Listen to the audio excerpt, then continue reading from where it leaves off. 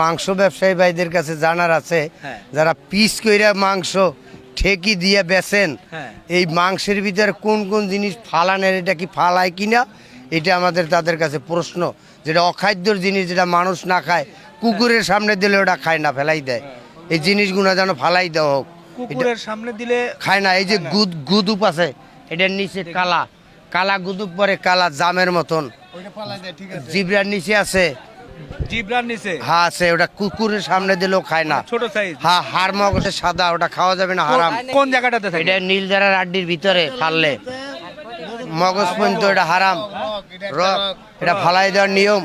আমি এই গাবতলিতে 35 বছরে মাংসের ব্যবসা করছি। আমার ছবি তো বাংলাদেশে সবাই দেখলে চিনবো।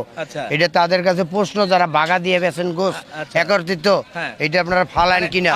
ফালাই, হ্যাঁ এখনো ফালায় সবাই, এখনো যারা মাংস ফালায়, যারা জাত কষাই, জেনারেল ক্যাম্পে বিহারির আছে, তারা ল্যাঞ্জার মাথা ফালাই দিতে হবে, মাথা। তারপরে দোরের ভিতরে যে ফ্যাপসার ভিতরে যেটা খাদ্য নালী আছে, ওই রগটা ফালাই দিতে হইব।